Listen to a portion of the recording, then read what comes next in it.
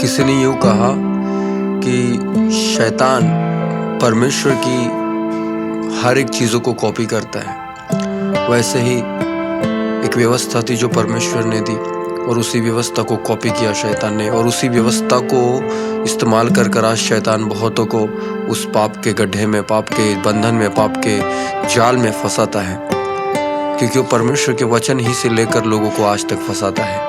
इसलिए हमें सतर्क रहना है और परमेश्वर की रियल उपस्थिति, रियल वचन, रियल पवित्रता, रियल बात को, रियल व्यवस्था को समझना है कि परमेश्वर ने हमें कौन सी व्यवस्था दी है, और उस परमेश्वर को हम जानना है कि ये परमेश्वर की तरफ से है। जब हम उसको जानेंगे, जब उसको समझेंगे, तब हमको समझेगा कि परमेश्वर की तरफ से कौन सी है और शैतान की तरफ से कौन सी है। हमें शैतान से सतर्क रहना है, सचेत रहना है, सावधान रहना है, क्योंकि वो बहुत चालाक है और हमें हमारी बातों में से लेकर हमें जाल में फंसाता है। इसलिए हमें ये ध्यान रखना है कि हर एक बात को जांच परख कर हमें यीशु मसीह के पीछे चलना है। हमें यीशु मसीह को जानना और समझना है। जब तक हम उसको नहीं जानेंगे, नहीं समझेंगे, तब तक हम उसके पीछे नहीं चल सकेंगे, क्योंकि हम एक अनजाने यीशु मसीह के पीछे नहीं चलना है। हमको उस यीशु मसीह के पीछे चलना है जो हमें जीवन देता है, परंतु बहुत ताकत का जीवन देता है, और वही यीशु जिसने हमारे लिए जान दी, उसके पीछे हमको चलना है, ना कि अनजाने यीशु के पीछे।